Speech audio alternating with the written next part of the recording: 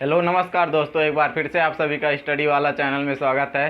तो दोस्तों, आप सभी का बोर्ड एग्ज़ाम कल से शुरू होने वाला है। जो पहला पेपर हिंदी का है, तो हिंदी का हम मॉडल पेपर लेकर आए हैं, जो कि बहुत ही इम्पॉर्टेंट मॉडल पेपर है और इसमें प्रीवियस ईयर का क्वेश्चन भी है, जो कि बहुत ही महत्वपूर्ण है। तो चलिए स्टार्ट करते हैं, कौन कौन सा क्वेश्चन है और कई किस मॉडल पे हमारा आता है, पेपर कैसे कैसे आता है। तो चलिए बताते हैं।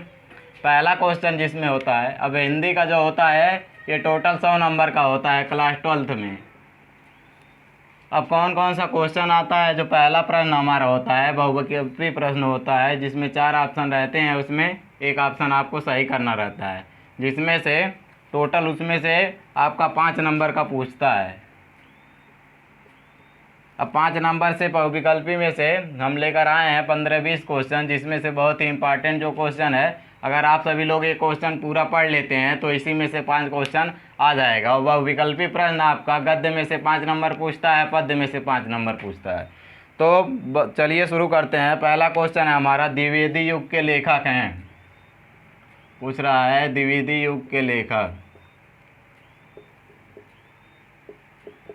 तो द्विवेदी युग के लेखक हमारे बहुत ऑप्शन आ जाता है कि आचार्य हजारी प्रसाद द्विवेदी, लेकिन वो गलत हो जाता है। जो द्विवेदी युग के हमारे लेखक हैं सरदार पूर्ण सिंह हैं,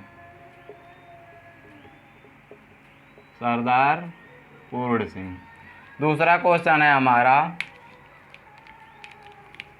दूसरा क्वेश्चन है भारत की एकता। जो भारत की एकता है उसके लेखक कौन हैं। तो भारत की एकता के लेखक हमारे वासुदेव अग्रवाल जी हैं। बहुत ही इम्पॉर्टेंट क्वेश्चन ये भी हमारा, वासुदेव अग्रवाल। तीसरा क्वेश्चन है हमारा, सरदार पूर्ण सिंह जो हैं वो किस युग के लेखक हैं। तो द्विवेदी युग के लेखक हमारा पहले ही क्वेश्चन में वो क्वेश्चन आ गया है। चौथा क्वेश्चन हमारा, आवारा मसीहा के लेखक। बहुत ही इम्पॉर्टेंट क्वेश्चन है, हर साल पूछता है, ये क्लास 10th और 12th दोनों में पूछता है। आवारा मसीहा के लेखक विष्णु प्रभाकर जी हैं। बहुत ही इम्पॉर्टेंट क्वेश्चन है ये, विष्णु प्रभाकर। अगला क्वेश्चन है हमारा, रानी केतकी की कहानी। रानी केतकी की कहानी जो है वो कौन लिखे हैं। रानी केतकी की कहानी,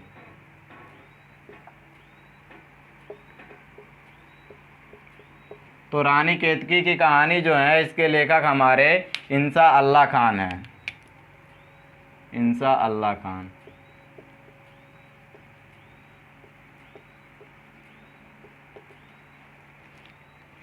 उसके बाद देखा जाए पांचवा क्वेश्चन है हमारा,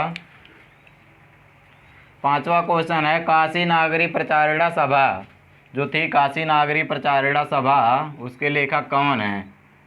काशी नागरी प्रचारिणा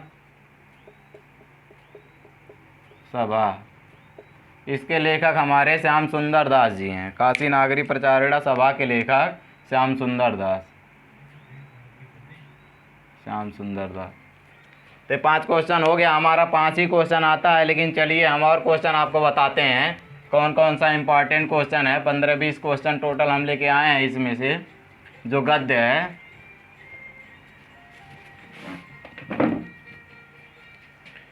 इसके बाद है अगला क्वेश्चन हमारा, छठवां क्वेश्चन, सदल मिश्र। सदल मिश्र जो है हमारा,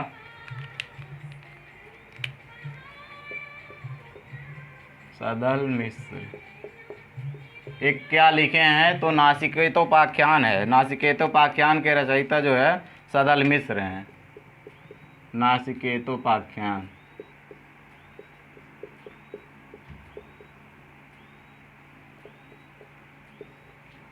अगला क्वेश्चन है हमारा, अष्टयाम। अष्टयाम के रचयिता नाभादास हैं। अष्टयाम जो है, अष्टयाम बहुत ही इंपॉर्टेंट क्वेश्चन है। अष्टयाम के रचयिता हमारे नाभादास हैं। 9वां क्वेश्चन है हमारा, ध्रुव स्वामिनी। ध्रुव स्वामिनी, ध्रुव स्वामिनी बहुत ही इंपॉर्टेंट क्वेश्चन हमारे जयशंकर प्रसाद जी का है। जयशंकर प्रसाद की जितनी रचनाएं हैं सभी लोग पढ़ लीजिएगा। जयशंकर प्रसाद की रचनाएं हमेशा हर बार एग्जाम में पूछता है, कोई ऐसा एग्जाम नहीं है जिसमें इनकी रचनाएं न पूछे। अगला क्वेश्चन है हमारा मुद्रा राक्षस, बहुत ही इंपॉर्टेंट क्वेश्चन है। मुद्रा राक्षस के रचयिता हमेशा पूछता है। मुद्रा राक्षस के रचयिता हमारे भारतेंदु हरिश्चंद्र जी हैं। भारतेंदु हरिश्चंद्र। ये भी क्वेश्चन लगभग हर साल एग्जाम में पूछता है। ये ध्रुव स्वामिनी और मुद्रा राक्षस, ये बार बार रिपीट होता है। इसके बाद बहुत ही इंपॉर्टेंट क्वेश्चन आ रहा है बाणभट्ट की आत्मकथा। बाणभट्ट की आत्मकथा, जो बाणभट्ट की आत्मकथा है इसके लेखक हमारे कौन हैं? हजारी प्रसाद जी हैं। हजारी प्रसाद। और अगर पूछ ले ये जो बाणभट्ट की आत्मकथा क्या है, तो ये हमारा जीवनी है। इसके बाद चलिए अगले क्वेश्चन पे हम चलते हैं।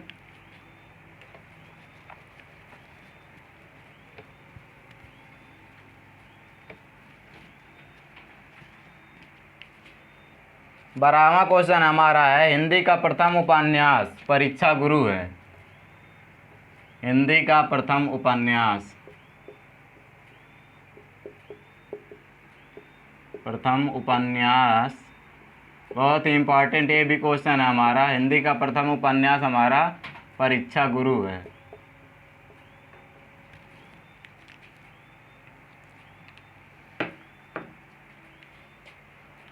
उसके बाद जो पुनर्नवा है, पुनर्नवा क्या है? पुनर्नवा हमारा उपन्यास है। पूछ लेता है कभी कभी पुनर्नवा क्या है, तो पुनर्नवा जो हमारा है, पुनर्नवा ये उपन्यास है। 14वां क्वेश्चन है हमारा तितली। तितली भी देखिए बहुत ही इंपॉर्टेंट क्वेश्चन है, हर साल पूछता है। तितली भी हमारा जयशंकर प्रसाद का है। जयशंकर प्रसाद की रचनाएं है कंकाल, तितली, इरावती, ये तीनों बहुत ही इंपॉर्टेंट है हमारा। 15वां क्वेश्चन है हमारा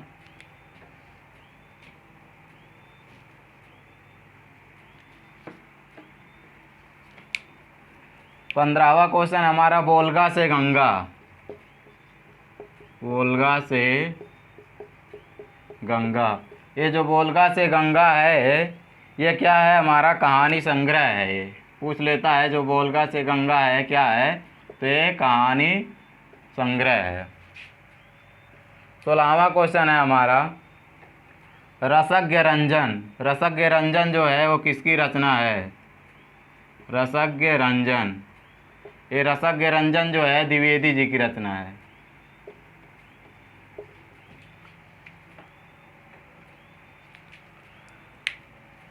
चलिए आगे बढ़ते हैं। इसी तरह से हमारा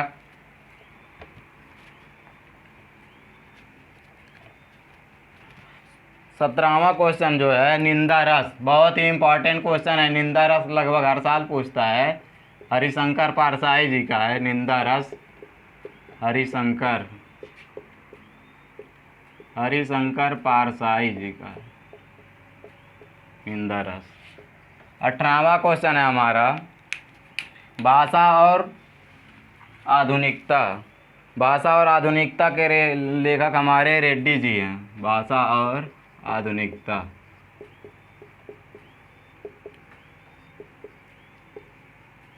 भाषा और आधुनिकता के रेड्डी जी हैं। फिर 19वां क्वेश्चन है हमारा नीड़ का निर्माण फिर, बहुत ही इंपॉर्टेंट क्वेश्चन है। नीड़ का निर्माण फिर, जो हाई स्कूल और इंटर दोनों में पूछता है। तो नीड़ का निर्माण फिर जो है ये हरिवंश राय बच्चन जी का है। हरिवंश राय बच्चन का बहुत ही इंपॉर्टेंट क्वेश्चन है ये।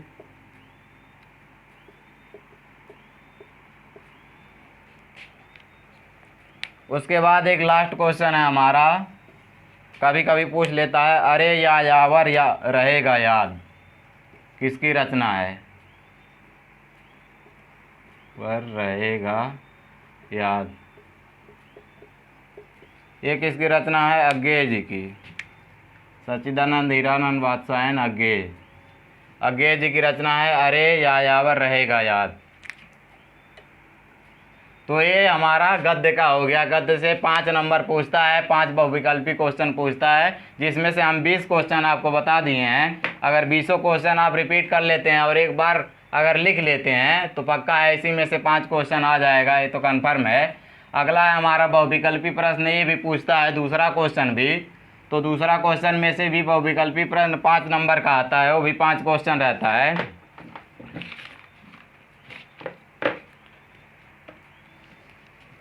अब देखिए पद्य में हम लोग चलते हैं, या इसी को काव्य कहते हैं। प्रश्न नंबर दूसरा जो है ये भी 5 नंबर का आता है। इसमें भी 15-16 क्वेश्चन है, जो कि बहुत इंपॉर्टेंट क्वेश्चन है, हर साल लगभग पूछता है। अगर पहला देखा जाए तो पूछ रहा है विनय पत्रिका किस काल की रचना है।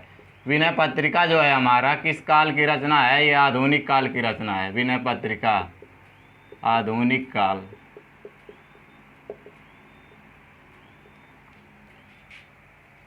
दूसरा देखा जाए साहित्य लहरी, बहुत ही इंपॉर्टेंट क्वेश्चन है। साहित्य लहरी, साहित्य लहरी किसका है, सूरदास जी का है।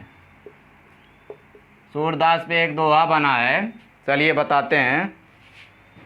सूरदास पे दोहा है, सूर सागर साहित्य लहरी सूर की सारावली, श्री कृष्ण जी की बाल छवि पर लेखनी अनुपम चली। तो सूरदास जी जो थे हमारे, वो श्री कृष्ण जी का बहुत ही अच्छा वर्णन किए थे। उनका जो है बाल लीला का, जो सूरदास जी थे बाल लीला का, श्री कृष्ण के बाल लीला का बहुत ही अच्छा वर्णन किए थे, इस नाते ये दोहा बनाया गया था उन्हीं के ऊपर। अगला है हमारा तीसरा है आनंद कादम्बिनी, ये भी लगभग हर साल पूछता है। आनंद कादम्बिनी, इसके लेखक कौन है, आनंद कादम्बिनी के लेखक प्रेमगन जी हैं, प्रेमगन। चौथा क्वेश्चन है हमारा आदिकाल का अन्य नाम। आदिकाल को किसी और नाम से जानते हैं, आदिकाल। तो आदिकाल को हम और किस नाम से जानते हैं, सिद्ध सामंत काल के नाम से जानते हैं, सिद्ध सामंत काल। ये आदिकाल का दूसरा नाम है। पांचवा क्वेश्चन है हमारा विनय पत्रिका, बहुत ही इंपॉर्टेंट क्वेश्चन है। विनय पत्रिका तुलसीदास जी का जो रचना है, विनय पत्रिका, ये कौन लिखे हैं, तुलसीदास जी।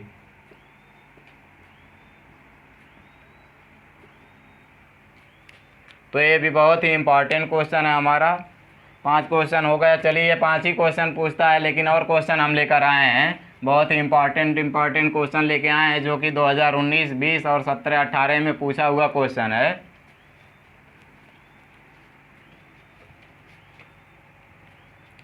अब एक क्वेश्चन पूछा है हमारा, सुमित्रानंदन पंत को ज्ञानपीठ पुरस्कार मिला था। सुमित्रानंदन पंत जी को ज्ञानपीठ मिला था, और ज्ञानपीठ पुरस्कार किसके लिए मिला था, एक चिदम्बरा उनकी रचना है, चिदम्बरा। उसी की रचना करने के बाद इनको ज्ञानपीठ पुरस्कार मिला था, चिदम्बरा की रचना के बाद। अगला क्वेश्चन है ज्ञानाश्रयी शाखा के कवि कौन है।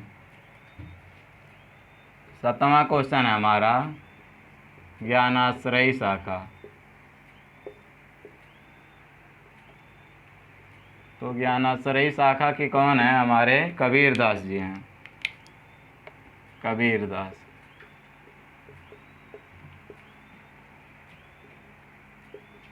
उसके बाद 8वां क्वेश्चन पूछा है कि सूकर खेत, बहुत ही इंपॉर्टेंट क्वेश्चन है, कई बार पूछा है। सूकर खेत, सूकर खेत जो है वह किनसे संबंधित है, सूकर खेत।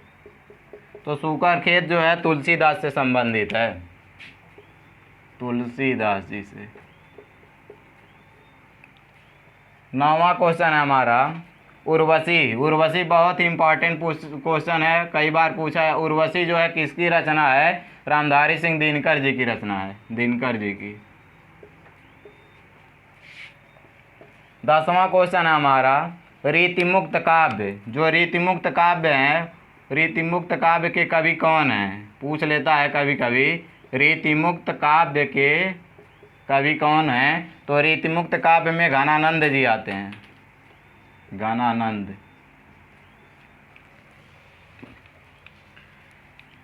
इसके बाद चलिए अगला क्वेश्चन है हमारा, बहुत ही इंपॉर्टेंट क्वेश्चन है, जो कि 10 क्वेश्चन हो गया। आगे बढ़ते हैं हम, 5-6 क्वेश्चन और है, बहुत ही महत्वपूर्ण क्वेश्चन है। अब देखिए अगला क्वेश्चन पूछा है, खड़ी बोली का प्रथम महाकाव्य। खड़ी बोली का प्रथम महाकाव्य।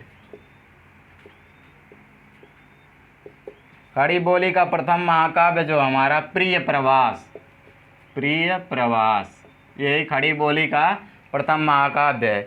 इसके बाद चलिए गंगावतरण। गंगावतरण जो है ये किसकी रचना है? गंगावतरण, ये गंगावतरण जो है ये जगन्नाथ दास रत्नाकर का है, जगन्नाथ दास।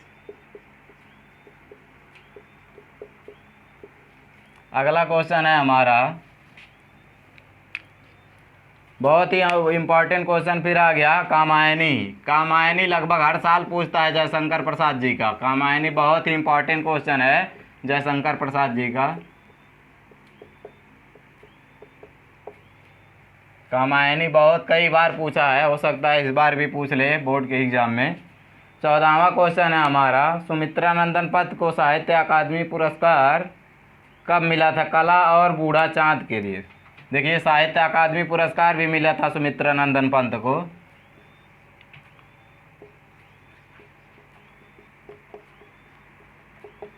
पंत को साहित्य अकादमी जो पुरस्कार था वह क्यों मिला था? कला और बूढ़ा चाँद की रचना की थी उन्होंने, कला और बूढ़ा चाँद।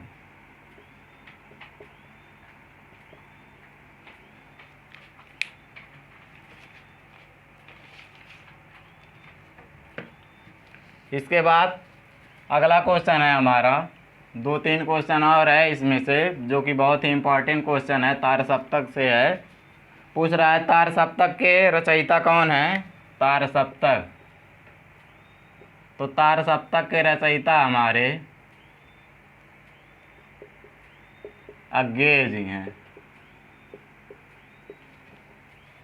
उसके बाद अगला क्वेश्चन है, कामायनी में सर्गों की संख्या। कई बार पूछा है, बहुत ही इम्पोर्टेंट क्वेश्चन है, जो जयशंकर प्रसाद लिखे थे कामायनी, उसमें कितने सर्ग हैं? कामायनी में सर्गों की संख्या, तो टोटल 15 सर्ग हैं कामायनी में। उसके बाद पूछ रहा है कामायनी किस प्रकार का काव्य है? तो कामायनी जो है हमारा, कामायनी ये महाकाव्य है, महाकाव्य कामायनी। चलिए तो बहुविकल्पी क्वेश्चन हमारा खत्म होता है। टोटल 10 नंबर का आता है बहुविकल्पी प्रश्न, जिसमें से हम टोटल मिला के चलिए 50 क्वेश्चन लगभग करा दिए हैं। इसमें से अगर इतना क्वेश्चन आप तैयार कर लेते हैं तो मान के चलिए इसी में से 10 क्वेश्चन तो आ ही जाएगा। एक बार अगर आप लिख लेते हैं वीडियो को रोक रोक के, तो मान के चलिए कि वो याद हो जाएगा आपको अच्छी तरीके से, जितना क्वेश्चन हम बता रहे हैं। उसके बाद दूसरा क्वेश्चन हो गया हमारा। तीसरा क्वेश्चन जो आता है, क्या आता है तीसरा क्वेश्चन, देखते हैं। प्रश्न नंबर तीसरा जो होता है, तीसरा पूछता है गद्यांश की सह-संदर्भ व्याख्या। गद्यांश की सह-संदर्भ, सह-संदर्भ व्याख्या पूछता है। अब इसमें क्या सह-संदर्भ का मतलब क्या होता है, ध्यान से देख लीजिए। इंटर वाले तो एक बार पेपर दे चुके हैं, फिर भी देख लीजिए। सह-संदर्भ मतलब एक बार संदर्भ लिखेंगे, फिर उसके बाद प्रसंग लिखेंगे, तब उसका व्याख्या करेंगे। यही है सह-संदर्भ व्याख्या। अब संदर्भ में पाठ का नाम किस पाठ से लिया गया है और उसके रचयिता कौन है, ये लिखा जाता है। तो चलिए हम दो चैप्टर लेकर आए हैं। अगर यही 2 चैप्टर, अभी तक आप एक भी चैप्टर नहीं पढ़े हैं, तो आज अगर 2 चैप्टर पढ़ लेते हैं तो इसी में से आ जाएगा, पक्का है, कोई रोक नहीं सकता। ये 2 चैप्टर से हमेशा आता है। पहला है राष्ट्र का स्वरूप, जो पहला ही हमारा चैप्टर है, राष्ट्र का स्वरूप। इसको एक बार आप लोग पढ़ लीजिएगा, राष्ट्र का स्वरूप। ये हमारे जो है वासुदेव शरण अग्रवाल वासुदेव शरण अग्रवाल जी का है। ये अगर पढ़ लेते हैं तो इसी में से गद्यांश आ जाएगा। दूसरा अगर आपको टाइम है तो एक और पढ़ लीजिएगा, भाषा और आधुनिकता। भाषा और आधुनिकता, ये 2 चैप्टर अगर पढ़ लेते हैं। ये भाषा और आधुनिकता जो है जी प्रोफेसर जी सुंदर रेड्डी का है, जी सुंदर रेड्डी। यही दोनों चैप्टर से हमेशा पूछता है। इसमें क्या होता है, 2 गद्यांश देता है। 2 गद्यांश में से आपको एक ही करना रहता है, जो कि बहुत ही हेल्प रहता है। अगर एक नहीं आता है दूसरा आता है, उसको आप कर लेंगे। तो इसी दोनों चैप्टर से अगर तैयार कर लेंगे तो दोनों में से एक चैप्टर से पक्का आ जाएगा। तो ये क्वेश्चन हमारा टोटल 10 नंबर का पूछता है, गद्यांश की व्याख्या करना। अब देखिए 10 नंबर में हमारा क्या होता है। अब इसके बाद आता है पद्यांश की से संदर्भ व्याख्या। 10 नंबर का ये पूछ लेता है गद्यांश की व्याख्या, उसके बाद 10 नंबर से हमारा पद्यांश की व्याख्या भी पूछता है।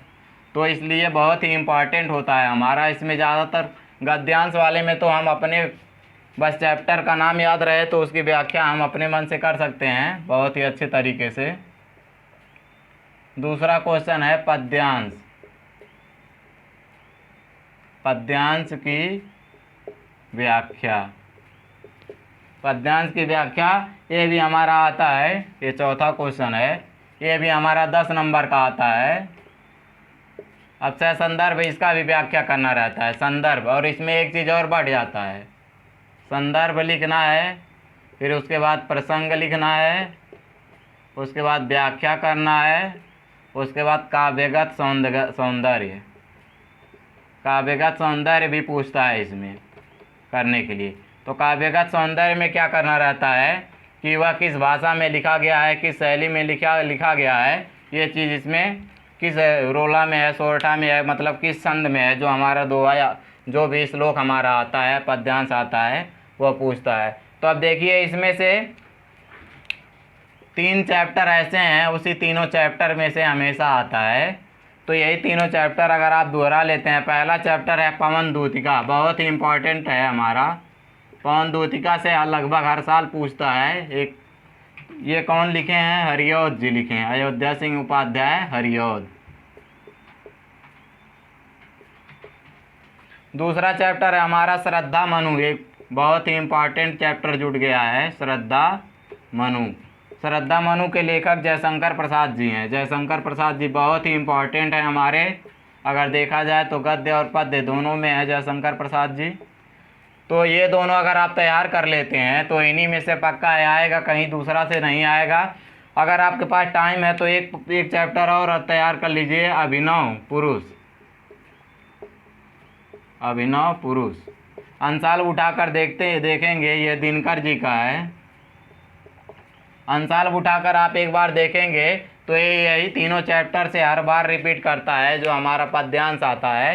तो ये तीनों चैप्टर एक बार आप अच्छे से पढ़ लेंगे तो इसी में से आ जाएगा और 10 नंबर आपका कोई रोक नहीं सकता है। चलिए आगे बढ़ते हैं अगले क्वेश्चन की तरफ। अगला क्वेश्चन हमारा 5वां क्वेश्चन है। 5वें क्वेश्चन में 2 पार्ट होता है हमारा। देखिए प्रश्न नंबर 5वां में कै जो हमारा है। देखिए अब आ गए हम लोग जीवन परिचय पे। पहला कै वाला जो है हमारा लेखक का जीवन परिचय पूछता है। लेखक का जीवन परिचय। एक चीज़ जान लीजिए, लेखक और कवि में दोनों में अंतर होता है। लेखक को आप कवि नहीं कह सकते हैं और कवि को लेखक नहीं कह सकते हैं, दोनों में अंतर होता है। तो पहला हमारा पूछता है लेखक का जीवन परिचय। अब लेखक के जीवन परिचय में दो नाम हम आपको बता रहे हैं, यही दोनों नाम हमेशा रिपीट करता है। पहला है हमारा आचार्य हजारी प्रसाद द्विवेदी। आचार्य हजारी प्रसाद द्विवेदी जी। साल उठा के देखेंगे, ऐसा कोई साल नहीं है जिसमें आचार्य हजारी प्रसाद द्विवेदी जी का जीवन परिचय न पूछा हो। दूसरा है हमारे दूसरे जो हैं प्रोफेसर जी सुंदर रेड्डी। प्रोफेसर जी सुंदर रेड्डी। अगर इन्हीं दोनों लोगों का जीवन परिचय आप तैयार कर लेते हैं तो कोई रोक नहीं सकता। चूँकि होता क्या है कि तीन तीन ऑप्शन देता है, तीनों में से एक ही करना रहता है, मतलब 3 लोगों का नाम दे देगा और उसमें से आप लोग को एक लोग का जीवन परिचय लिखना रहेगा। तो अगर इन दोनों का याद कर लेते हैं तो पक्का है एक लोग का आ जाएगा उसमें से। ये हमारा आता है 5 नंबर का, लेखक का जीवन परिचय 5 नंबर का आता है। और इसमें से जो दूसरा पार्ट है हमारा कवि का जीवन परिचय, कवि का जीवन परिचय, यह भी हमारा 5 नंबर का आता है। इसमें से देखिए 3 नाम बहुत ही इम्पॉर्टेंट है। पहला है जयशंकर प्रसाद, जो हम कई बार आपको बता चुके हैं, बहुत ही इम्पॉर्टेंट है। अगर जयशंकर प्रसाद को आप याद करते हैं तो गद्य और पद्य दोनों में वह काम आ जाएंगे। दूसरे हैं हमारे महादेवी वर्मा जी का भी बहुत अच्छा भूमिका है, इसलिए इनको भी याद कर लीजिएगा। महादेवी वर्मा जी का भी पूछता है। अब चलिए आगे बढ़ते हैं। इन दोनों को अगर तैयार कर लेंगे तो एक न एक आ जाएगा दोनों में से। जयशंकर प्रसाद और महादेवी वर्मा दोनों रिपीट करता है हर साल, या तो इनका पूछेगा या तो इनका पूछेगा। तो चलिए 5वां क्वेश्चन हमारा हो गया, 10 नंबर का तैयार हो गया। उसके बाद अगला क्वेश्चन है हमारा 6वां क्वेश्चन है। 6वां क्वेश्चन है हमारा, देखिए इसमें कई लोग कंफ्यूज हो जाते हैं। 6वां क्वेश्चन है, ये कहानी संग्रह लिखना रहता है। तो कहानी संग्रह में पंचलाइट जो है हमारा, पंचलाइट, ये पंचलाइट को तैयार कर लीजिएगा। ये पंचलाइट ही हमेशा हर साल पूछता है। पंचलाइट का हमारा कहानी का संक्षिप्त वर्णन करने को देता है। पंचलाइट कहानी का संक्षेप में वर्णन, मतलब अपने शब्दों में इसका वर्णन कीजिए। आप कहानी एक बार पढ़ लीजिएगा पंचलाइट को और उसको जाके अपने शब्दों में लिख लीजिएगा, क्या क्या उसमें हुआ था, क्या नहीं हुआ था, कौन कौन सी घटनाएं घटी थी। 5 नंबर का इसमें से आता है। दूसरा क्वेश्चन है हमारा 7वां क्वेश्चन। 7वां क्वेश्चन भी मान के चलिए फ्री में आपको मिलता है अगर एक बार पढ़ेंगे। अब देखिए 7वें क्वेश्चन में 5-6 ऑप्शन देता है। कई लोग कंफ्यूज हो जाते हैं कि कौन सा ऑप्शन हम करें, तो वो डिस्ट्रिक्ट वाइज होता है। जो 7वां क्वेश्चन है हमारा खंड काव्य से आता है, खंड काव्य। अब खंड काव्य से आता है, इसमें 6-7 पार्ट देता है। अब किस जिले का कौन सा पार्ट है, इसमें कई लोग कंफ्यूज हो जाते हैं। तो जो महाराजगंज है और हमारा गोरखपुर है, इन दोनों जिले का हमारा त्यागपथी जो है, त्यागपथी, यही त्यागपथी महाराजगंज और गोरखपुर का जिले का लिखना रहता है। तो जितने भी लोग पेपर देंगे आप कंफ्यूज मत होइएगा। दूसरा पार्ट अगर कर देंगे तो वहाँ से आपको एक भी नंबर नहीं मिलेगा। अगर आप महाराजगंज या गोरखपुर से जा रहे हैं पेपर देने तो त्यागपथी को करिएगा। अगला क्वेश्चन है, चलिए आगे बढ़ते हैं। 7 क्वेश्चन हो गया, ये हमारा खंड क खत्म हो गया। 50 नंबर का, 50 नंबर का हम लोग पढ़ चुके हैं। इसके बाद चलिए खंड ख में चलते हैं। खंड ख में हमारा कौन क्या क्या पूछता है, देखिए खंड ख। अब खंड ख में इसमें भी 2 पार्ट रहता है। पहला पूछता है संस्कृत परिचायिका से और दूसरा पार्ट इसमें व्याकरण, यानी संस्कृत परिचायिका और व्याकरण दोनों आता है। तो चलिए देखते हैं 50 नंबर का ये हमारा पूछता है। टोटल 50 नंबर में कौन कौन सा पूछता है क्वेश्चन, चलिए देखते हैं।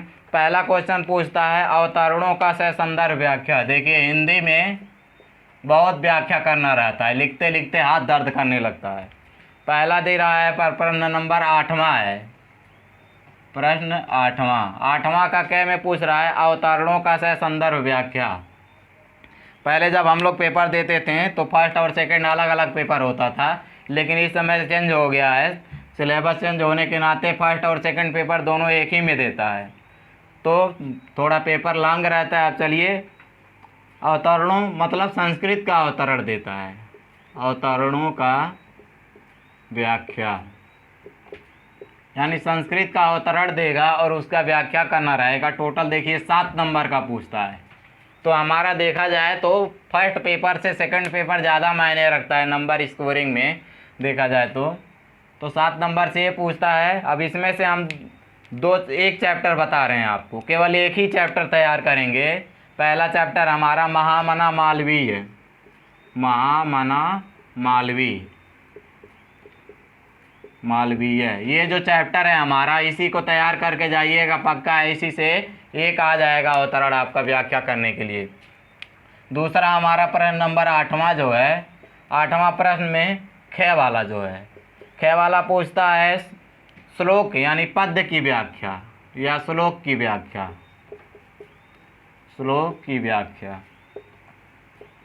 अब इसमें देखिए एक चैप्टर है सुभाषितानि का, सुभाषितानि वाला चैप्टर अगर आप तैयार कर लेते हैं, सुभाषित रत्नानि, उसी से हमेशा पूछता है, सुभाषित रत्नानि से, सुभाषित रत्नानि या सुभाषितानि, ये वाले चैप्टर से हमेशा पूछता है, इसी से श्लोक आ जाएगा पक्का है। एक ही चैप्टर आप अगर तैयार कर लेंगे, अभी तक कुछ नहीं पढ़े हैं तो इस चैप्टर को पढ़ लीजिएगा, 7 नंबर का पक्का है, इसी में से आ जाएगा। श्लोक की व्याख्या करना रहता है, तो एक ही चैप्टर आपको बता रहे हैं, ज़्यादा पढ़ने का टाइम है नहीं।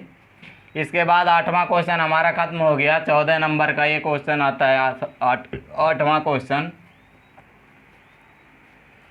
इसके बाद 9वां क्वेश्चन है हमारा। 9वां क्वेश्चन में क्या पूछता है, मुहावरा पूछता है। मुहावरा बहुत ही ईजी आता है। प्रश्न नंबर 9वां में मुहावरा, जो कि 2 मुहावरों का अर्थ लिखना रहता है, 2 नंबर का आता है। 2 नंबर में जैसे 2-3 मुहावरा हम लेकर आए हैं, जैसे लोहा लेना हो गया, उसके बाद दूसरा हो गया हमारा, मान लीजिए आसमान से बात करना, ये कई बार पूछा है, आसमान से बात करना। तीसरा हो गया हमारा बगुला भगत होना, इसको तैयार कर लीजिएगा। चौथा है हमारा अपनी खिचड़ी अलग पकाना, अपनी खिचड़ी अलग पकाना। उसके बाद हमारा है हाथ मलते रहना, हाथ मलते रहना। ये 5-6 मुहावरा आप तैयार कर लेंगे तो इसमें से 2 मुहावरा आ जाएगा। इस मुहावरे का अर्थ लिखना रहता है, 2 नंबर का पूछता है, तो यही 5 में से 2 नंबर तो पक्का आ जाएगा, इसी को तैयार कर लीजिएगा। अगला क्वेश्चन है हमारा 10वां क्वेश्चन है। 10वां क्वेश्चन में देखिए 2 पार्ट होता है।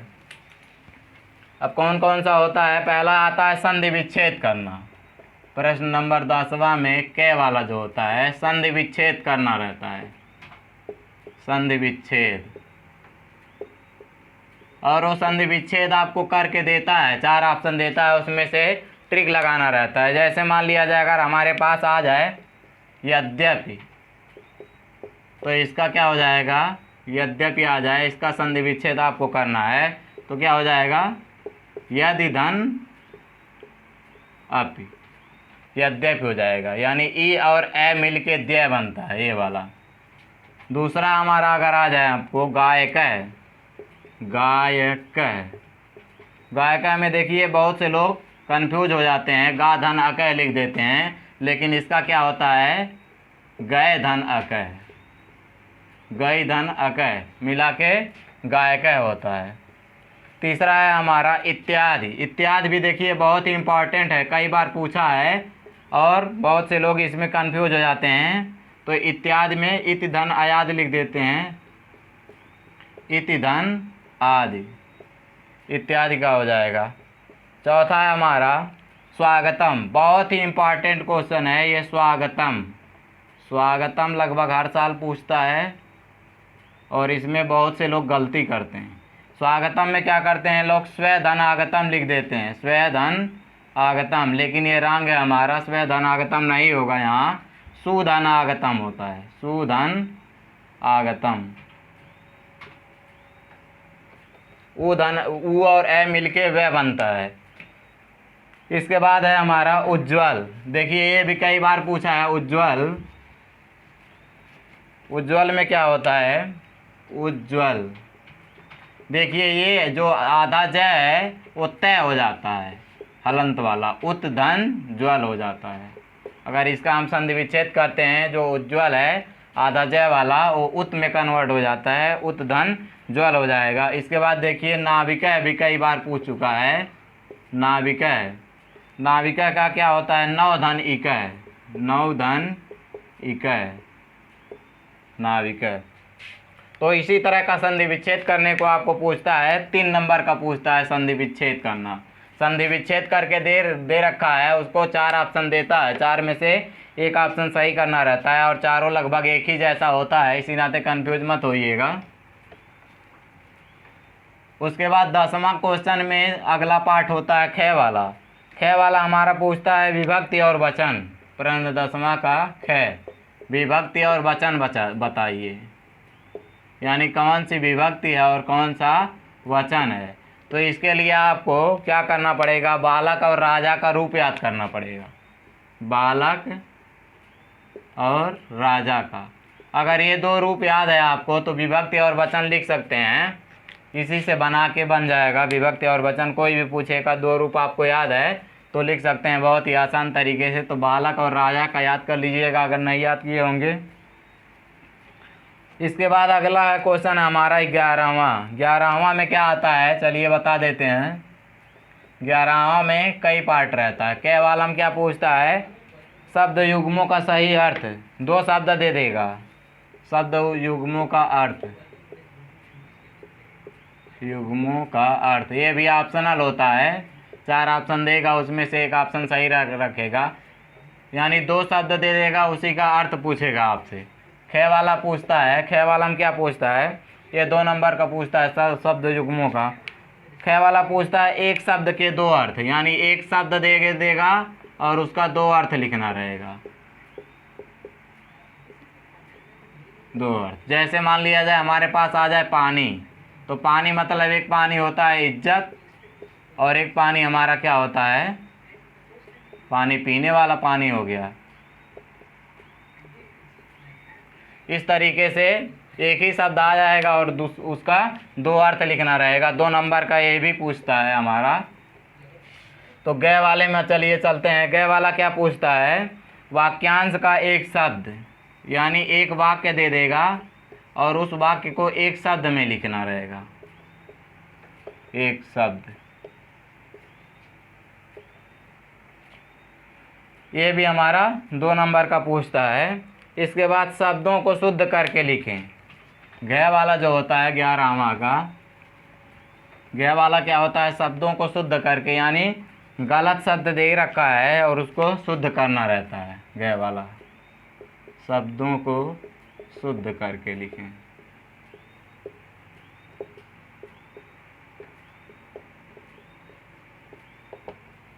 शब्दों को शुद्ध करके लिखें, ये भी 2 नंबर का पूछता है। उसके बाद हमारा चलिए व्याकरण पोर्शन में आते हैं। व्याकरण में और क्या आता है हमारा, 12वां क्वेश्चन जो है हमारा,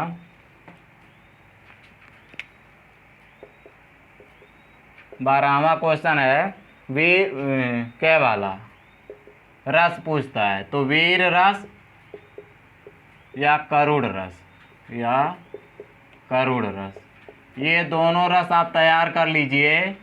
तो वीर रस और करुड़ रस अगर तैयार कर लेते हैं 2 रस, तो पक्का है इसी में से आएगा, लगभग रिपीट करता है हर साल, वीर रस और करुड़ रस। या तो वीर रस पूछेगा या तो करुड़ रस, और 2 रस में से एक ही रस आपको लिखना रहता है। एग्जाम्पल में पेपर में 2 देता है और उसमें से एक लिखना रहता है। ख वाला छंद पूछता है। छंद में पूछता है कुंडलिया अथवा सोरठा। अब अगर कुंडलिया और सोरठा, सोरठा लगभग हर साल पूछता है, कुंडलिया और सोरठा अगर तैयार कर लेते हैं तो दोनों में से एक छंद आ जाएगा। ग वाला अलंकार पूछता है। अलंकार में अनुप्रास अलंकार अगर तैयार कर लेते हैं, अनुप्रास और श्लेष अलंकार, श्लेष अलंकार, इसमें रूपक भी आ गया। ये तीनों अगर तैयार कर लेते हैं तो एक अलंकार पक्का है आपका आ जाएगा। इसी तीनों में से एक अलंकार लगभग हर साल पूछता है और ये हमारा 2-2 नंबर का होता है। 2 नंबर का ये हो गया, 2 नंबर का ये, 2 नंबर का ये हो गया। तो हमारा 6 नंबर का टोटल रस छंद अलंकार से पूछता है। परिभाषा उसका लिखना रहता है और एग्जाम्पल लिखना रहता है। अगर आप परिभाषा भर लिखेंगे तो 1 नंबर पाएंगे, इसलिए परिभाषा और उसका एक एग्जाम्पल जरूर लिखिएगा। 13वां क्वेश्चन हमारा पत्र लिखने के लिए आता है। 13वां क्वेश्चन पत्र। तो पत्र को 6 नंबर का ये आता है, बहुत ही इंपॉर्टेंट होता है। लास्ट में जाते जाते कई लोग छोड़ देते हैं, लेकिन छोड़ना नहीं चाहिए। 6 नंबर का आता है क्वेश्चन ये हमारा। 14वां क्वेश्चन है निबंध। निबंध भी हमारा 6 नंबर का आता है, यहीं पे ख़त्म होता है। तो निबंध में कोरोना वायरस पे याद कर लीजिएगा, कोविड पे हो सकता है आपकी बार पूछ ले, कोविड पे। उसके बाद प्रदूषण पे, प्रदूषण। जनसंख्या वृद्धि, इस पे भी आ सकता है निबंध। उसके बाद विज्ञान और प्रौद्योगिकी, इस पे आ सकता है। तो यही 3-4 ऑप्शन आप तैयार कर लेंगे तो इसी में से एक आ जाएगा। प्रदूषण और जनसंख्या वृद्धि पे कई बार पूछ चुका है, तो और ये आसान भी होता है। कोविड-19 पे हो सकता है, कई लोग कह रहे थे हो सकता है इस बार पूछ ले कोविड-19 पे निबंध, तो तैयार कर लीजिएगा। टोटल 14 क्वेश्चन पूछता है, 100 नंबर का क्वेश्चन पूछता है हिंदी में। तो हमने टोटल 14 क्वेश्चन आपको बता दिया कहाँ कहाँ से तैयार करेंगे। तो अगर इतना आप तैयार कर लेंगे तो पक्का है, अगर कुछ भी नहीं पढ़े हैं इतना पढ़ लेते हैं तो पास हो जाएंगे और 90% से प्लस आ जाएंगे। तो चलिए इस वीडियो में इतना बताएं, इतना मेहनत करके हम क्वेश्चन को लाते हैं। अगर आपको अच्छा लगता है क्वेश्चन तो एक बार ज़रूर लाइक करिएगा और चैनल को सब्सक्राइब करिएगा, क्योंकि इसी तरह से हम तैयारी करा रहे हैं। और पेपर के 1 या 2 दिन पहले आपको मॉडल पेपर लेकर आएंगे, जो कि इस तरीके का, जो कि हिंदी का मॉडल पेपर हम लेकर आए हैं, इसी तरीके का हर सब्जेक्ट का मॉडल पेपर लेकर आएंगे और आपको तैयारी कराएंगे पूरा अच्छे तरीके से। और पेपर देने से पहले एक बार ज़रूर देख लीजिएगा उसको, जिससे बहुत हेल्प मिलेगा आपको। चलिए इस वीडियो में इतना ही। Thanks for watching.